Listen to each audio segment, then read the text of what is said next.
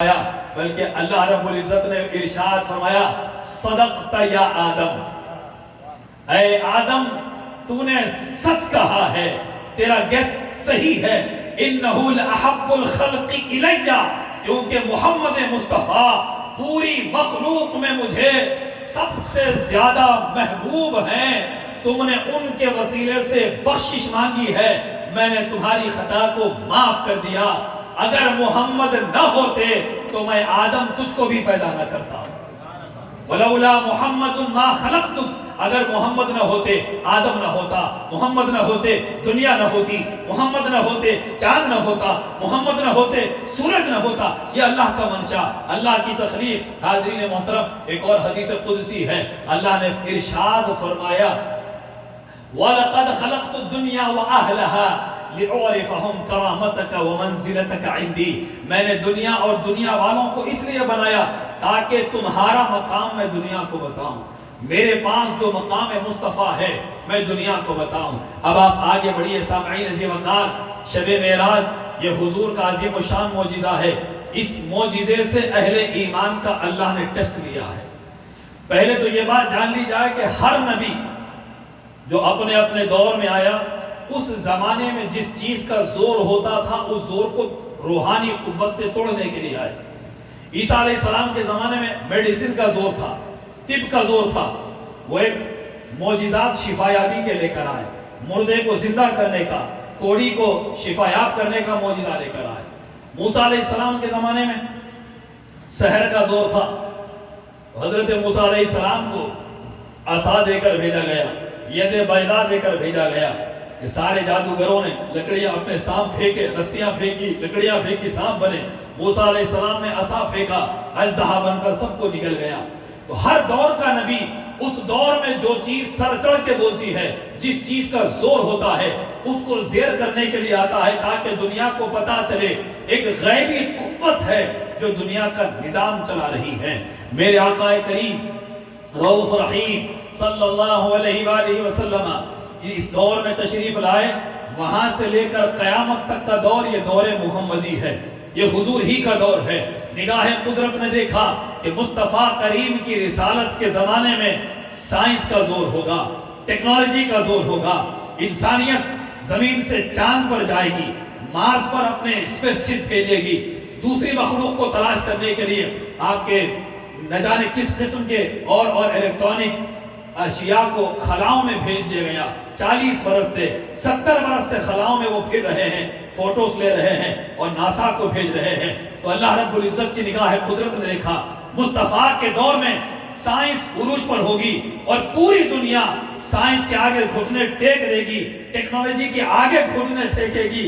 اللہ رب العزت نے اس دور کے ہر قوت، ہر عروج کو نبی کے قدموں میں زیر کرنے کے لیے آقا کریم کو شب اسرا میں ایک لمحے میں مکے سے بیت المقدس سے 7 آسمانوں کی سیر کروا کر ایک ہی لمحے میں واپس بھیجا۔ سائنس کو چیلنج کر دیا، تم کہاں تک جا سکتے ہو جاؤ، خلاؤں میں کہاں تک پرواز کر سکتے ہو کرو، تمہاری پروازیں قابل تعریف ہے، یہ امپریس کرنے والی ہے، مگر سنو تمہاری حدیں چاند تک ہے۔ یہ مصطفیٰ وہ محبوب ہے جو لامکان تک جاتا ہے، واپس آتا ہے، ایک لمحے میں پورا سفر طے کرتا ہے۔ یہی نہیں، یہ مصطفیٰ وہ قدرت والا ہے، اشارہ کر دے تو تمہارا چاند قدموں میں آ جاتا ہے۔ نعرہ تکبیر، نعرہ رسالت، نعرہ حیدری۔ مقام شاہ امم کب سمجھ میں آیا ہے، مقام شاہ امم کب سمجھ میں آیا ہے، ارے بڑے بڑوں نے بہت زور آزمایا ہے۔ کمال کیا ہے اگر چاند پر گیا کوئی، کمال کیا ہے اگر چاند پر گیا کوئی، میرا حبیب تو آگے بھی جا کے آیا ہے، میرا حبیب تو آگے بھی جا کے آیا ہے۔ اور ایک شاعر کہتا ہے کہ یوسف کا حسن مصر کے بازار کے لیے، قوسین کا مقام ہے سرکار کے لیے، یوسف کا حسن مصر کے بازار کے لیے، قوسین کا مقام ہے سرکار کے لیے۔ کچھ انگلیاں وہاں کٹی یوسف کو دیکھ کر، کچھ انگلیاں وہاں کٹی یوسف کو دیکھ کر، خود چاند کٹ گیا میرے سرکار کے لیے، خود چاند کٹ گیا میرے سرکار کے لیے۔ آج پوری ٹیکنالوجی کو، بڑے سے بڑے سائنسدانوں کو آقا کریم کا معجزہ معراج مصطفیٰ چیلنج کر رہا ہے۔ تمہاری محنتوں کا پھل تمہیں مل رہا ہے، تمہاری تحقیق لاجواب ہے، تم نے بڑی مشقت کی، بڑی محنتیں کی، لیکن سنو اس کے باوجود تم بندے ہی ہو۔ یہ تمہاری تحقیقات کے راستے بھی ہم ہی کھولتے ہیں، تمہارے دماغ کو روشن یہ ہمارا ہی فیضان کیا کرتا ہے۔ ہم نے ایک نظام بنایا، جو بوئے گا وہی کاٹے گا، جو محنت کرے گا پھل پائے گا۔ تم محنت ضرور کر رہے ہو، سنو اگر تم ایمان کے ساتھ یہ محنت کرو گے، تمہارا ایمان مزید تمہیں ترقی عطا کرے گا اور ہماری بارگاہ سے تمہیں قرب عطا کرے گا۔ آقا کریم کا معجزہ ہمارے ایمان کو روشن کرتا ہے۔ آج تک سائنس آسمان تک نہیں پہنچ سکی، آسمان کی مسافت سائنس نہیں معلوم کر سکی۔ میرے آقا نے 1400 برس پہلے مدینے کی چٹائی پر بیٹھ کر فرمایا زمین سے آسمان کا سفر 500 برس کا ہے، پھر دوسرے آسمان کا سفر 500 برس کا، ایک آسمان سے دوسرا آسمان 500 برس کی مسافت رکھتا ہے۔ آپ نے مارس پر اپنا اسپیس شپ بھیجا، 18 مہینوں میں پہنچا ہے، اس سے زیادہ آپ کی قدرت ابھی پیدا نہیں ہوئی ہے۔ تو سامعین، آج ہمارے ایمان کو روشنی ملتی ہے، لیکن کوئی ایسا آلہ، کوئی ایسا راکٹ نہیں بنا کہ اتنے کم لمحے میں وہ سفر کر کے آئے۔ آقا کے لیے براق پیش کی گئی، جو خچر سے چھوٹی، گوشت دراز سے کچھ بڑی، یعنی گدھے سے کچھ اونچی، خچر سے چھوٹی، اس براق پر آقا سوار ہیں۔ اور یہ بھی سنیں ادھر حضرت موسیٰ کی دعائیں، بڑا پیارا نبی حضرت موسیٰ، بڑے لاڈلے نبی، اللہ کے بڑے لاڈلے نبی حضرت موسیٰ، بڑی شان والے۔ سب سے زیادہ قرآن میں جس کا ذکر ہے وہ موسیٰ علیہ السلام ہے۔ واقعات کثرت سے بھرے پڑے ہیں، بڑے پیارے پیارے واقعات ہیں موسیٰ علیہ السلام کے، لاڈلے نبی ہیں۔ قوم میں سے کسی نے کہا ہم جب تک اللہ کو نہیں دیکھیں گے ایمان نہیں لائیں گے۔ ادھر حضرت موسیٰ کو بھی بہانہ مل گیا، کیا خبر کب وہ کرم کر دے، قوم کے بہانے سے ایسا بھی سوال کر لو۔ اللہ اکبر، ربی ارنی انظر الیک، مولا جلوہ دکھا دے، تجھے دیکھنا چاہتا ہوں، مولا تیری دیدار کے لیے آنکھیں تڑپ رہی، ربی ارنی انظر الیک۔ اللہ نے فرمایا لن ترانی، موسیٰ تم دیکھ نہیں سکتے۔ یہاں علماء فرماتے ہیں کہ اللہ نے یہ نہیں فرمایا کہ مجھے کوئی نہیں دیکھ سکتا، مجھے تم نہیں دیکھ سکتے۔ امام جلال الدین سیوطی رحمۃ اللہ تعالی علیہ فرماتے ہیں اللہ رب العزت نے فرمایا کہ اے موسیٰ کسی یتیم کا حق لینا اچھی بات ہے؟ موسیٰ علیہ السلام نے کہا کہ نہیں مولا۔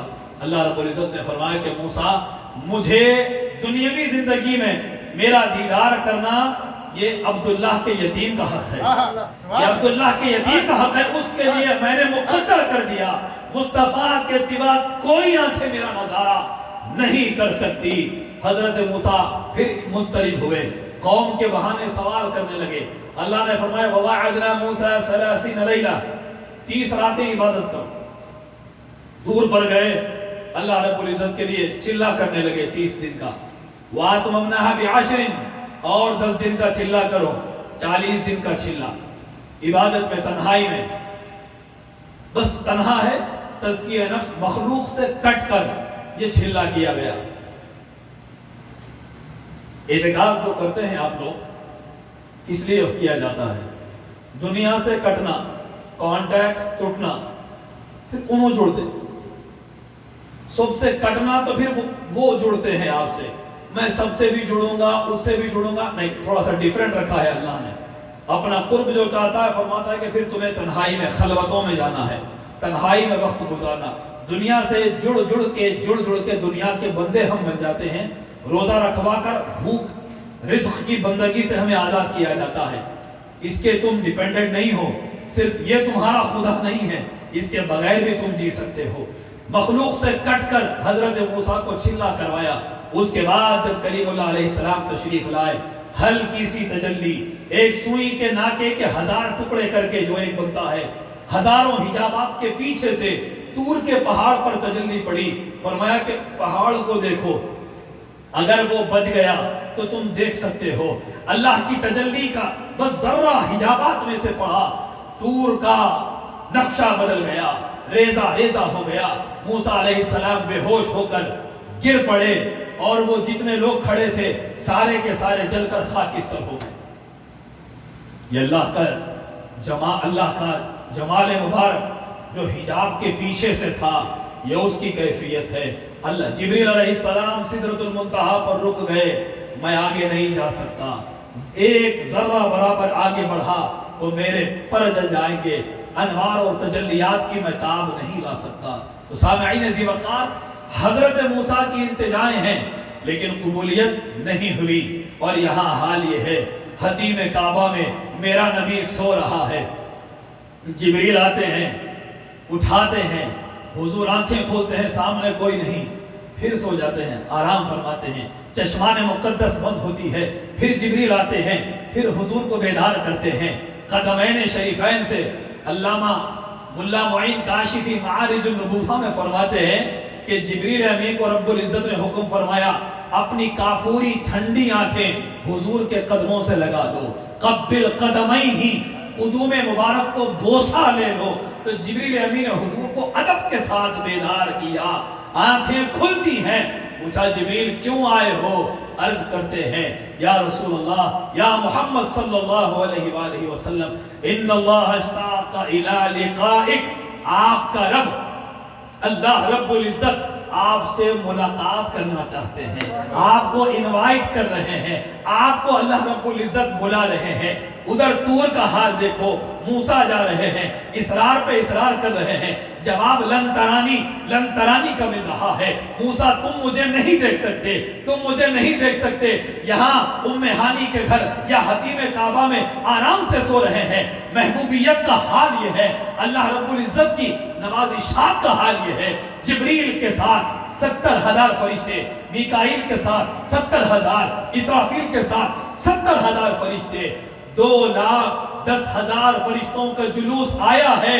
حضور نے آنکھیں کھولی، عرض کی اللہ آپ سے ملنا چاہتے ہیں، اللہ آپ سے ملنا چاہتے ہیں۔ سوچو مقام مصطفیٰ کیا ہے، مقام مصطفیٰ کیا ہے۔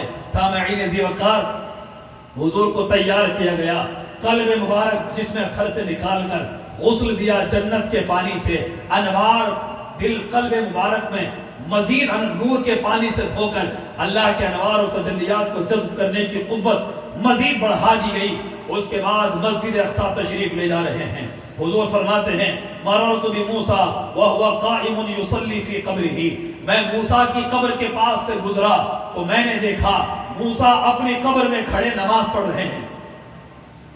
تو پتا چلا کہ اللہ کے حبیب، ایک تو براق کی رفتار آپ سوچ نہیں سکتے، وہ کتنی سپیڈ گئی، ایک لمحے میں حد نگاہ تک جہاں نظر پڑتی ہے براق کا دوسرا قدم وہاں ہوتا ہے۔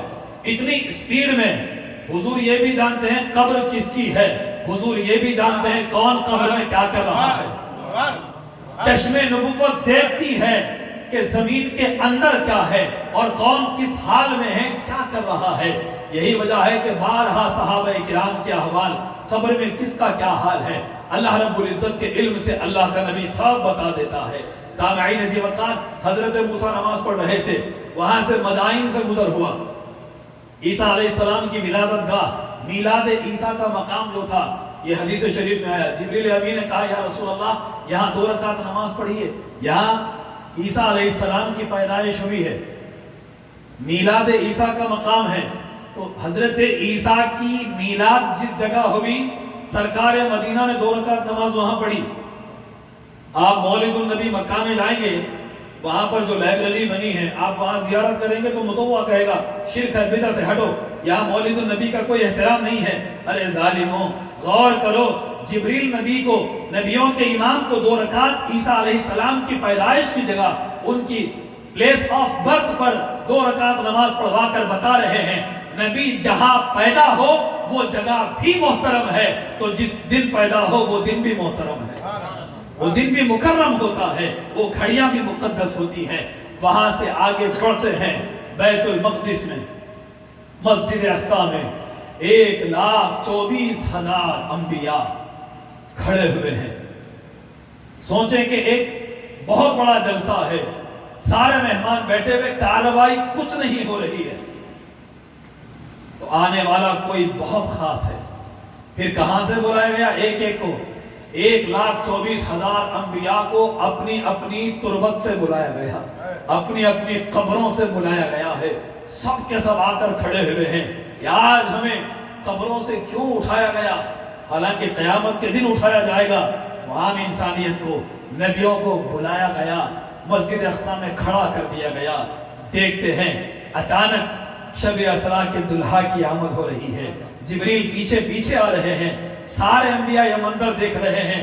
ارے سب کو بلایا گیا ہے، عالم برزخ سے بلایا گیا ہے، معمولی بات نہیں، خدا کا محبوب آ رہا ہے، محبوب خدا آ رہے ہیں۔ پھر حضور آ کر سب سے آخر میں دنیا میں تشریف لائے، پیچھے کھڑے نہیں ہوئے۔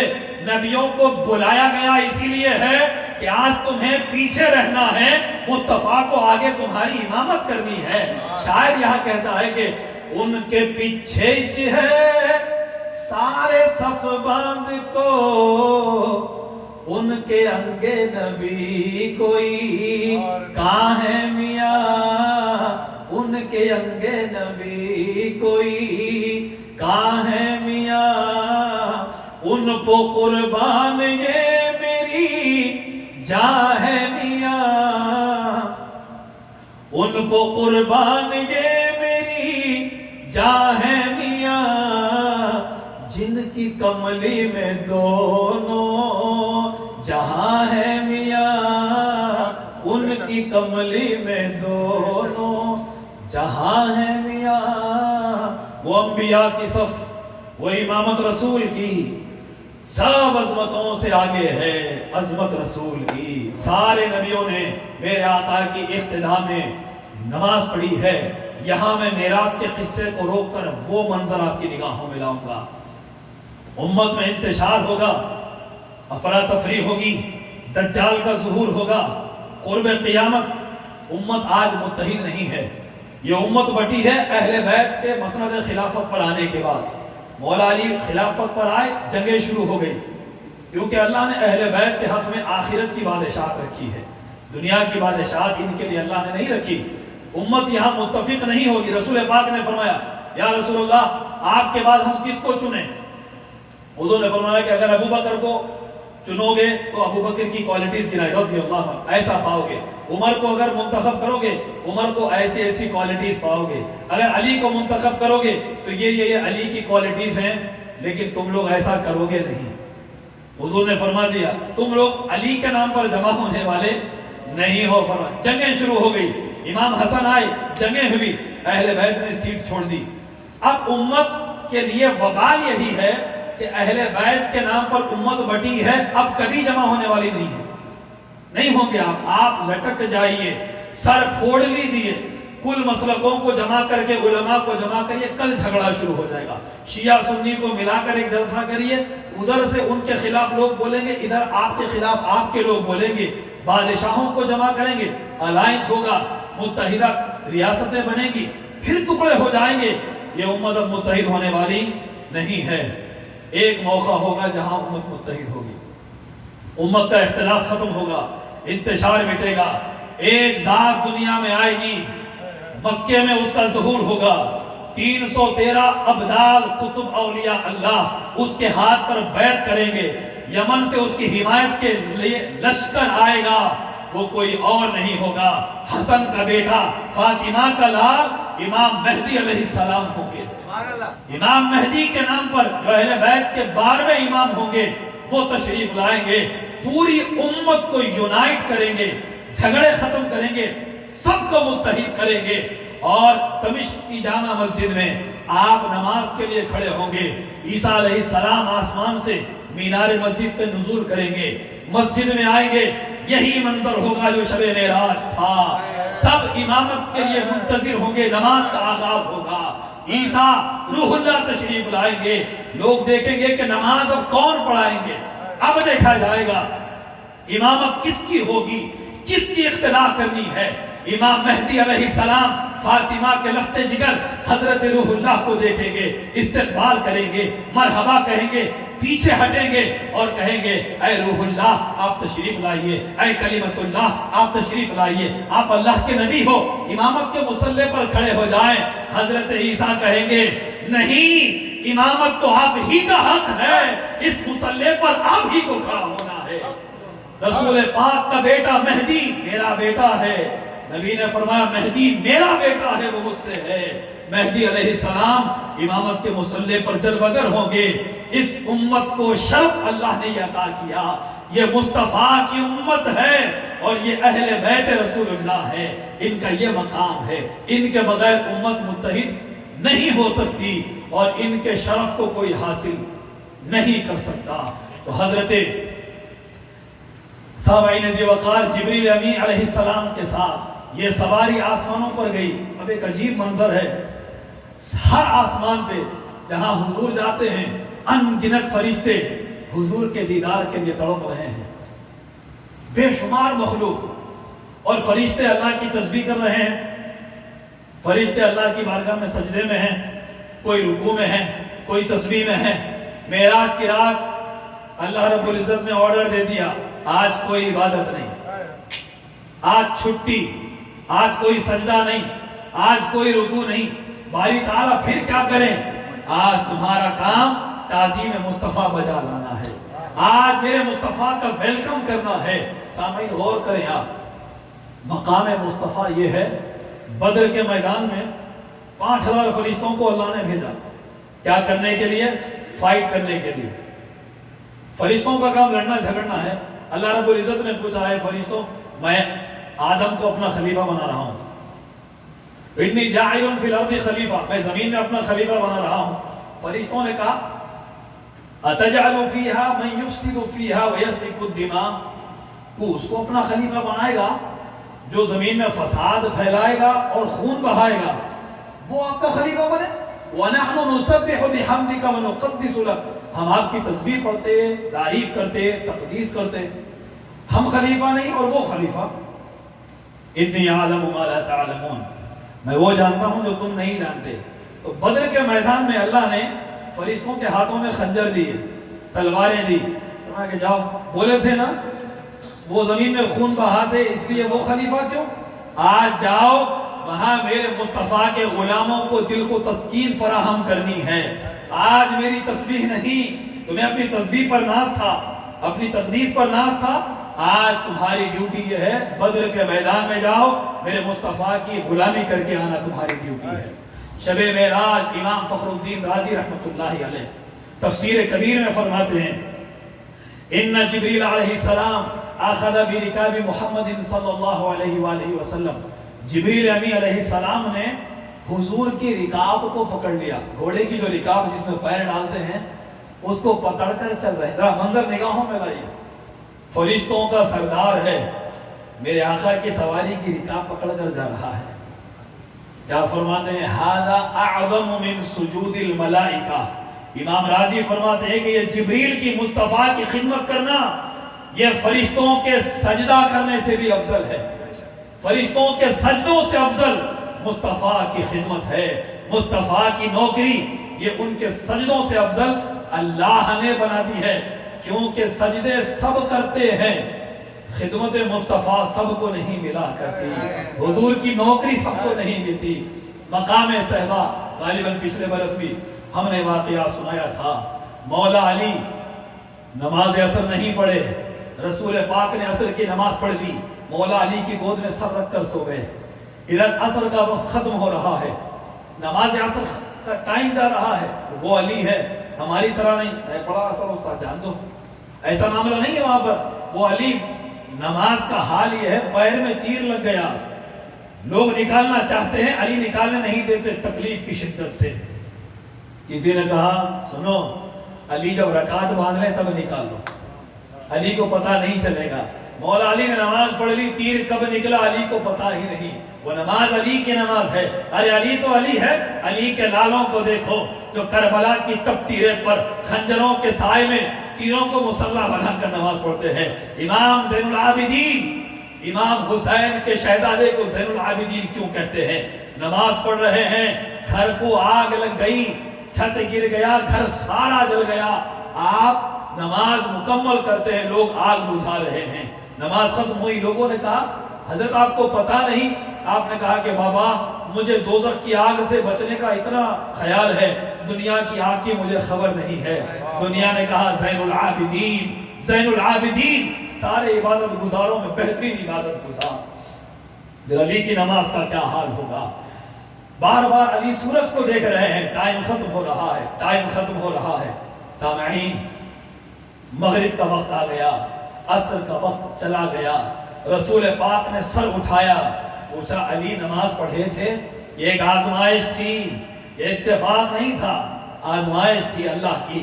علی نماز پڑھی؟ یا رسول اللہ نہیں پڑھی۔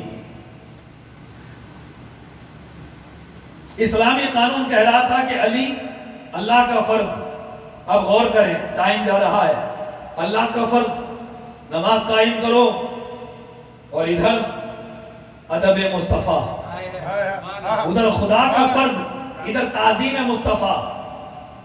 علی نے کہا ہوگا جب اسلامی قانون اور عشق و محبت اور ادب کا تصادم ہوا، علی نے کہا کہ بابا نمازیں قضا ہوں تو پھر ادا ہوں، نمازیں قضا ہوں تو پھر ادا ہوں، نگاہوں کی قضائیں کب ادا ہوں، نگاہوں کی قضائیں کب ادا ہو۔ ارے یہ گود رسول پاک کا سر یہاں ہے، یہ اچھے اچھوں کو نصیب نہیں ہوتا۔ اے علی، خدا کی عبادت جاتی ہے، قضا ہو سکتی ہے، مگر مصطفیٰ کی خدمت بار بار نہیں ملا کرتی۔ نماز گئی، سورج ڈوبا، نبی نے پوچھا علی تیری نماز گئی؟ اب نبی نے اپنے ادب کی لاج رکھی، علی کی تعظیم کی لاج رکھی، ہاتھ اٹھا کر دعا کی، اللہم ان علی کان فی طاعتک و طاعت رسولک۔ اے اللہ، علی تیری اور تیرے نبی کی اطاعت میں تھا، اللہ کی اطاعت میں تھا۔ اے اللہ، علی تیری اور تیرے نبی کی اطاعت میں تھا، سورج کو پلٹا دے، علی کو نماز پڑھوا دے۔ اللہ اکبر۔ سامعین، سورج پھر پلٹ کر آیا، علی نے اپنی نماز قضا ادا فرمائی۔ تو کچھ لمحوں پہلے حال یہ تھا، علی بار بار سورج کو دیکھتے تھے، بار بار علی سورج کو دیکھتے تھے۔ اب لمحے میں منظر یوں بدلا، علی اطمینان سے نماز پڑھ رہے ہیں، سورج علی کا منتظر ہے، کب علی سلام پھیرے تو کب پھر سے غروب ہو جائے۔ یہ مصطفیٰ کی نوکری ہے۔ سامعین، یہاں جبریل بھی نوکر بن کے آتے ہیں، سیدہ کے گھر میں حسنین کو جھولا جھولاتے ہیں، رسول پاک کی رکاب پکڑ لیتے ہیں۔ یہ بہت بڑی بارگاہ ہے، یہاں کی نوکری سب کو نہیں ملا کرتی۔ اور اس مقام پر پھر مقام مصطفیٰ سمجھنے کے لیے میں آپ کو بتاؤں، حضرت عثمان غنی رضی اللہ تعالیٰ عنہ حدیبیہ کے مقام پر مدینے سے عمرے کو آ رہے تھے، حدیبیہ کے مقام پر رک گئے۔ حضور نے سفیر بنا کر مکے میں بھیجا، کہا جاؤ ان سے مذاکرات کر کے آؤ کہ ہم لڑنے نہیں آ رہے ہیں، عمرہ کرنے آ رہے ہیں۔ حضرت عثمان گئے تو ان لوگوں نے کہا تمہارے صاحب کو اجازت نہیں مکے میں آنے کی، ہرگز نہیں آ سکتے، اب آپ آ گئے ہیں تو عمرہ کر کے چلے جاؤ، تمہاری ہماری پرانی دوستی ہے، آپ عمرہ کر لیجئے، آپ کو ہم اجازت دیتے ہیں۔ تو امام بیہقی فرماتے فَأَبَا أَن يَطُوفَ بِالْبَيْتِ، میرے آقا عثمان غنی امیر المؤمنین سیدنا عثمان رضی اللہ تعالیٰ عنہ نے فرمایا مجھے کعبے کا طواف نہیں کرنا ہے، مجھے طواف نہیں کرنا۔ ارے عثمان کو اجازت دیتے ہو، جس نے عثمان کو طواف کے قابل بنایا ہے اسے آنے نہیں دیتے۔ سنو، عثمان کعبے کا طواف نہیں کرے گا جب تک میرے آقا تشریف نہیں لائے۔ نہ زمزم پیا، نہ طواف کیا، نہ صفا مروہ کی سعی کی۔ ارے کعبے کی طرف جا کر، وہ عثمان جو پیدا مکے میں ہوئے، کعبے کا روز طواف کرتے تھے، جو ایک دو بار جا کر آتا ہے کعبے کے لیے تڑپ اٹھتا ہے۔ سوچو عثمان کی کیفیت کیا تھی ہوگی، کس قدر دل مچلا ہوگا کہ حتیم میں 2 رکعت پڑھ لوں، غلاف کو چوم لوں۔ مگر عثمان کی نسبت کعبے سے زیادہ مدینے سے مضبوط تھی، کعبے سے زیادہ عثمان گنبد خضرا کے مکی کے عاشق تھے۔ عثمان جانتے ہیں ارے ہم تو پہلے بیت المقدس کی طرف چہرہ کر کے نماز پڑھتے تھے، اس کعبے کو قبلہ کس کی مرضی نے بنایا ہے، کس کی چاہت نے بنایا ہے؟ مصطفیٰ کی چاہت سے کعبہ قبلہ بنا ہے۔ حضرت عثمان نے کعبے کی زیارت نہیں کی، طواف کیے بغیر چھوڑ کر چلے گئے۔ ایمان اور نسبت مصطفیٰ دیکھو. حضور واپس تشریف لائے. جبریل سے کہا لوگ میری بات نہیں مانیں گے, کئی قبیلے کافر ہو گئے, ایک لمحے میں معراج نہیں ہو سکتی, کئی قبیلے کافر حضور کا کلمہ پڑھ کے دین سے مرتد ہو گئے. جبریل امین نے کہا اے پیارے مصطفیٰ, دنیا آپ کا انکار کرے گی مگر ابو بکر آپ کی تصدیق کریں گے. ابو بکر یہاں بھی آپ کا ساتھ دیں گے. تو ابو جہل آیا. حضرت ابو بکر نے حضور سے معراج کا قصہ سنا نہیں تھا. آ کر ابو جہل کہتا ہے اے ابو بکر, اگر کوئی یہ کہے کہ ایک لمحے میں نے پورے آسمانوں کی سیر کر لی ہے, تم مانتے ہو؟ کہا نہیں مانتا, ممکن ہی نہیں ہے. درود شریف با آواز بلند پڑھیں.